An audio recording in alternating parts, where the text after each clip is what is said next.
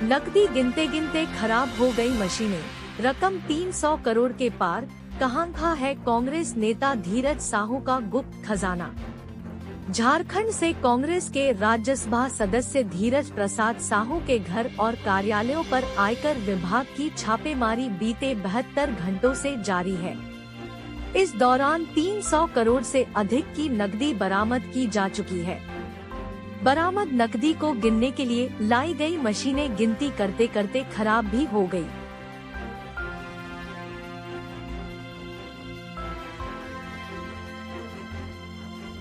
विभाग को नई मशीनें मंगानी पड़ी, तब गिनती का काम शुरू हो सका। पहले दिन बुधवार को भी 150 करोड़ की गिनती करने के बाद मशीनें खराब हो गई थी, जिसके कारण गिनती करने का काम प्रभावित हुआ था। अब आयकर विभाग की ओर से 3 दर्जन मशीनें लगाई गई हैं। संबलपुर में एसबीआई के एक वरिष्ठ अधिकारी ने बताया कि आयकर अधिकारियों के अनुरोध के बाद एसबीआई की बलांगीर और संबलपुर दोनों शाखाओं में नोटों की गिनती की जा रही है। नोटों की गिनती आज शनिवार को भी जारी है।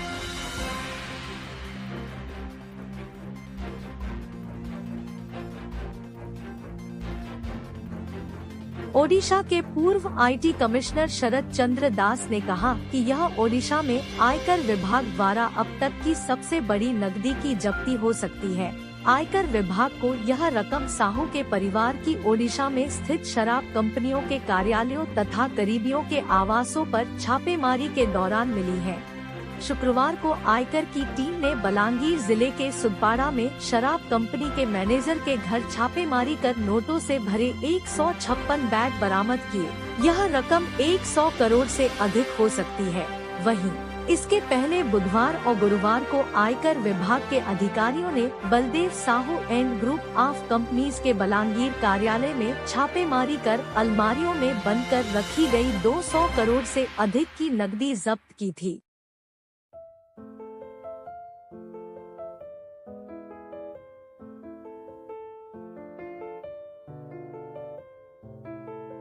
ओडिशा में आयकर विभाग की टीम ने भुवनेश्वर के पलासापल्ली में बौद्ध डिस्टिलरी प्राइवेट लिमिटेड के कारपोरेट कार्यालय, कंपनी के कुछ अधिकारियों के घरों, बौद्ध में कंपनी की फैक्ट्री और कार्यालय तथा रानी सती राइस मिल की भी तलाशी ली।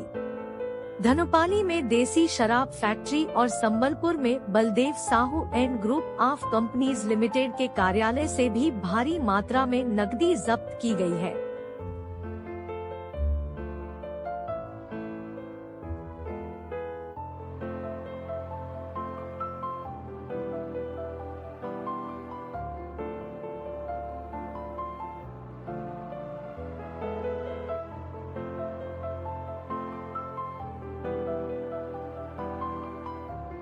झारखंड से कांग्रेस के राज्यसभा सदस्य धीरज साहू के ठिकानों पर आयकर विभाग के छापे में लगभग 300 करोड़ रुपए की बरामदगी को लेकर प्रधानमंत्री नरेंद्र मोदी ने विपक्षी पार्टी पर तंज कसा है।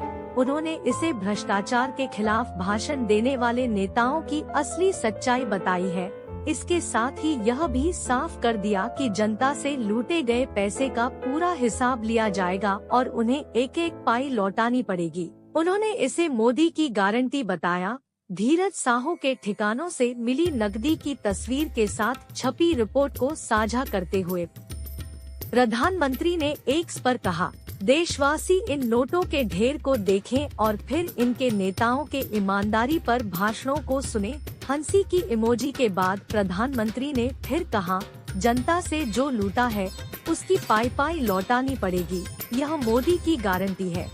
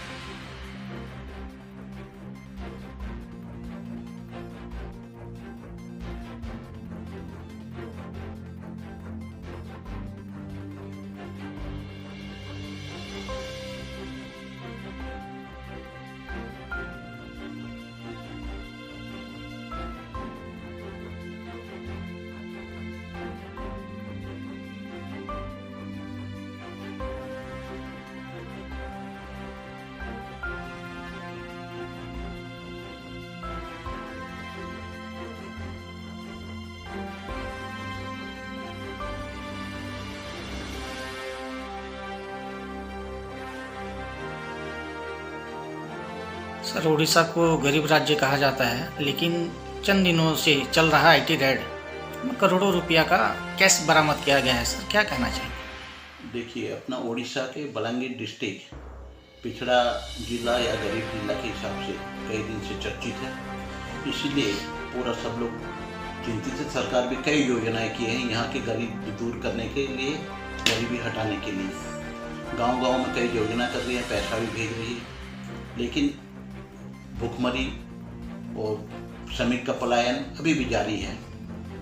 लेकिन इसी स्थिति में एक भट्टी मालिक के यहाँ इनकम टैक्स वाले जो रेड किए, उसमें 300 करोड़ रुपया नगद जब्त करने का खबर टीवी और अखबारों में आ रहा है।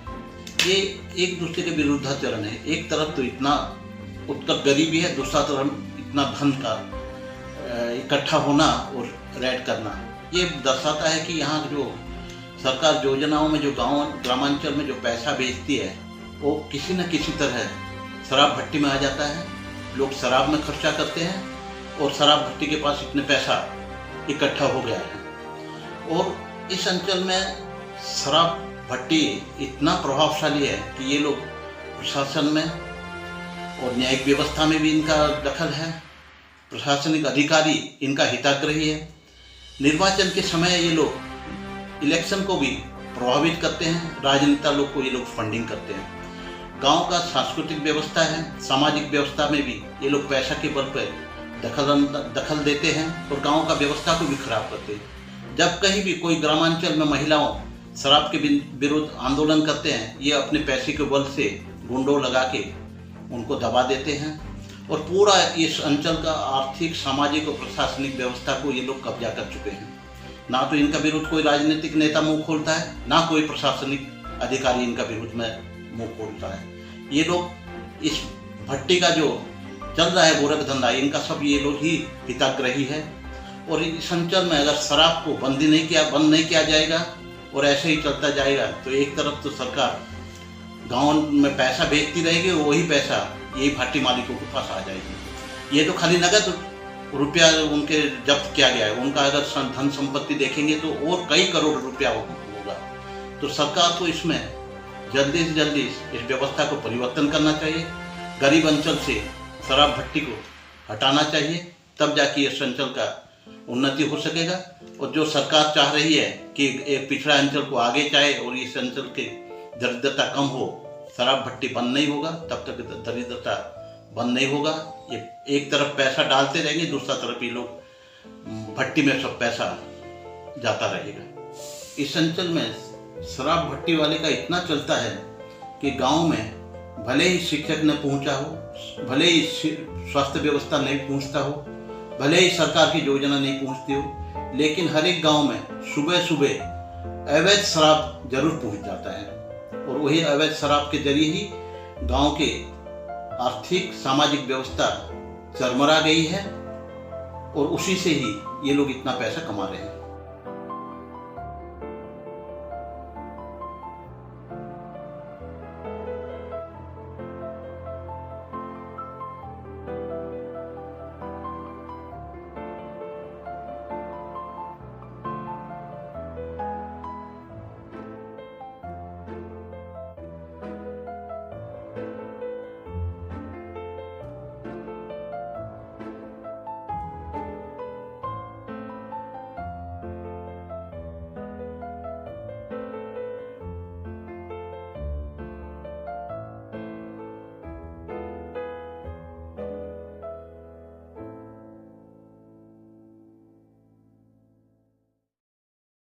सर, पिछले 2-3 दिनों से उड़ीसा में देश का सबसे बड़ा रेड हुआ है, जिसमें 300 करोड़ लगभग और काउंटिंग चल रहा है। क्या कहना चाहेंगे सर इसके ऊपर? देखिए, ये आज तक मेरी जानकारी में सबसे बड़ा घोटाला है। क्योंकि एक व्यक्ति के पास अगर 300 करोड़ निकलता है तो मैंने कयामत आ जाना चाहिए देश में। बाकी हो नहीं रहा है, क्योंकि जिसने वादा किया था ना खाऊंगा ना खाने दूंगा, वही उसमें दबा के रखा है। उनके सह में ये सब हुआ, तो अब धीरे धीरे पर्दा खुलेगा तो और बहुत सारी बातें निकलेगी। राज्य सरकार, केंद्र सरकार इसमें मिले हुए हैं, नहीं तो उसका इतना बड़ा साहस हो जाएगा जो नोट हो अलमीरा में भर के रखेगा। इसीलिए ये सरकार घूसखोरी है और भ्रष्टाचार में लिप्त है। इसके नीचे जितने लोग हैं सब लोग भ्रष्टाचार में लिप्त है। सर क्या अनुमान लगाया जाए सर, एक शराब व्यापारी के पास 300 करोड़ यार और भी गिनती बाकी है, तो इसको लेके आप क्या अनुमान लगा रहे हैं कि इलेक्शन के चक्कर में ये सब पैसा जमा किया गया है या क्या? बलांगीर जिला में ये सबसे बड़ा, क्या पूरा भारतवर्ष में ये सबसे बड़ा, माने एक व्यक्ति के पास जो शराब का व्यापारी है उसके पास निकला है। मतलब शराब व्यापारी लोग 2 नंबर में लिप्त हैं। और हमारे जो इलेक्शन के चक्कर में जहाँ तक सवाल है, शराब व्यापारी जो है जिसके पास पैसा निकला, शायद नेताओं को चंदा नहीं दिया, जिसके लिए रेड पड़ा। अरे ये तो थोड़ा देख रहे हैं, और खोलेंगे तो नेताओं के पास ही ज़्यादा निकलेगा। हमारे जो ये तो शराब व्यापारी है, हमारे राजनेताओं के पास देख लो कितना निकलेगा। इसमें और बताया जा रहा है कि जो राज्यसभा सांसद थे उन्हीं का कुनबा का लोगों के पास पैसा निकल रहा है, और वो छत्तीसगढ़ में भी कांग्रेस को स्पॉन्सर किए थे बोल के जो सुना ही आ रहा है। भैया देखो, यहाँ तो सारे लिंक हैं। जो पैसा से खरीदता है 2 नंबर का काम था, सारे पार्टी से लिंक है। खाली कांग्रेस का नाम क्यों ले रहे हो? क्या भारतीय जनता पार्टी का लिंक नहीं होगा? बलांगीर जिला जहाँ भारतीय जनता पार्टी का सांसद है उसके साथ लिंक नहीं होगा? 100% लिंक है। बाकी अपनी पार्टी के बाद छुपा देते हैं, बाकी वो दिखा देते हैं। यही चल रहा है और क्या।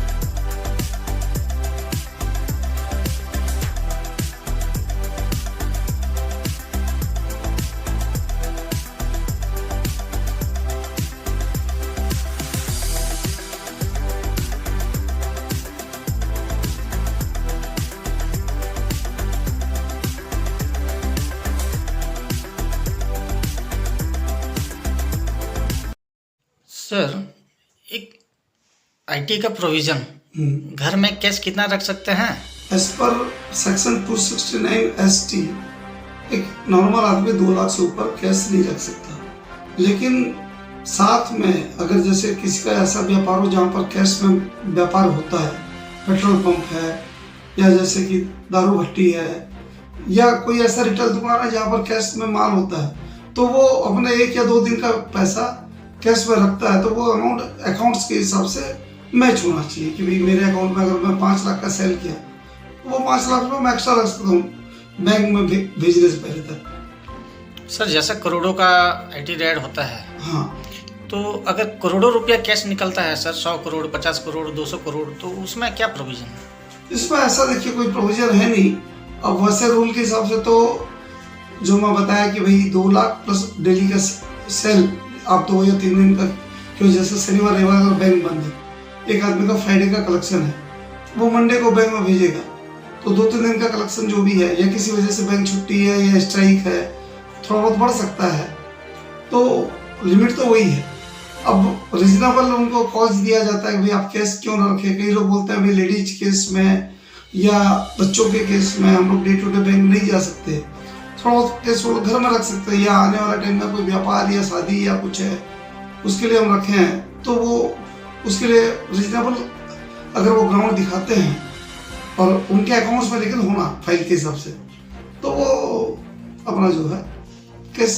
लेकिन इतना बड़ा अमाउंट जो बताया जा रहा है, जो बात आप जानना चाह रहे हैं, जो चर्चा में है 200 करोड़ 300 करोड़, इसका साथ मेरे ख्याल से कोई ग्राउंड नहीं मिलेगा।